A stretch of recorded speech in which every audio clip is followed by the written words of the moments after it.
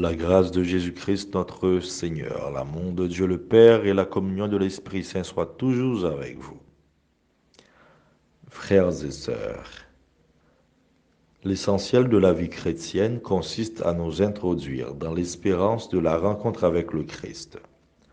En nous approchant de la fin de l'année liturgique, ce jour s'éclaircit et devient de plus en plus évident à travers les récits eschatologiques. En ce 32e dimanche ordinaire, le Seigneur nous invite à la vigilance, à être toujours prêts, car nous ne savons ni le jour ni l'heure où l'époux viendra. Le royaume de Dieu est comparable à 10 jeunes filles, nous dit Matthieu. Ce récit conté par Jésus nous est familier.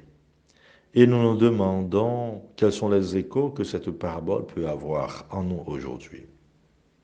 Cela peut nous faire penser à quelque chose d'assez futile, le temps de maquillage que prend une femme pour se préparer avant de sortir et l'incidence que cela peut avoir sur son travail, un rendez-vous, une entrevue ou un voyage si elle ne termine pas à temps. Ou encore, prenons l'exemple de l'effet de quelques secondes de retard dans une prise de photo de groupe. On est tout bonnement absent. Être toujours prêt devrait être la devise ou l'idéal de tout chrétien. Tout chrétien brûlé par le désir ardent de rencontrer le Christ. Pour aller plus loin, la réaction des jeunes filles prévoyantes nous interpelle et nous fait comprendre que le partage a ses limites. Elles ne pouvaient pas partager leur huile. Notre relation à Dieu se vit dans l'intimité avec lui et elle est personnelle. On ne peut partager celle-ci avec d'autres. Il s'agit d'un dialogue perpétuel avec celui qui nous surprend et qui ne cesse de murmurer aux oreilles de notre cœur une parole d'amour. Tu as du prix à mes yeux et je t'aime. La négligence des jeunes filles insouciantes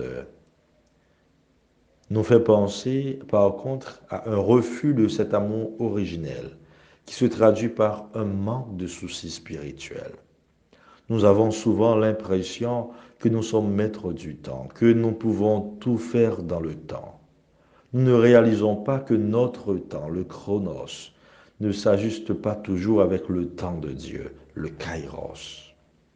La nécessité d'être toujours prêt trouve son essence dans cette recherche permanente d'une adéquation, d'un dialogue entre chronos et kairos. Cette portion d'écriture nous interpelle aussi en ce qui a trait à la différence à faire entre le superflu et l'essentiel, l'accessoire et le nécessaire. Le sommeil évoqué est tentant, surtout quand les soucis du monde frappent à nos portes, quand les difficultés de la vie, le vacarme autour de nous, les bruits de nos péchés nous empêchent d'entendre la voix de l'époux. L'absence d'huile, par contre, est la mort de la flamme d'amour que Dieu a déposée en nous. Les ténèbres envahissent nos cœurs et nous sommes en crise de foi. Notre espérance devient sans doute vacillante. Soyons, frères et sœurs, comme ces 5 demoiselles qui dorment, mais dont les cœurs veillent. Devenons comme ces 5 sages dont s'allume la lampe des yeux quand, dans la nuit, retentit le cri Voici l'époux. À être comme les 5 jeunes filles prévoyantes, c'est brûler d'un grand amour, c'est laisser grandir en nous l'espérance de la rencontre avec le Seigneur pour célébrer l'aboutissement d'un amour qui notre vie durant nous étreint. Un amour débordant, portant l'empreinte de la tendresse, de la bonté, de la sagesse et de la générosité. Combien nos regards sont profonds quand nous allons à la rencontre de la sagesse incarnée, celle qui se laisse sans cesse trouver. Tant que nous gardons en veillant dans la prière la présence de Dieu dans notre vie, nous aurons assez d'huile pour alimenter le feu de notre amour et du coup nous réjouir de la venue de l'époux. Sœurs et frères, Soyons prêts à aimer à tout moment dans la nuit du monde où le mal est puissant, où l'avenir devient sincèrement enveilleuse.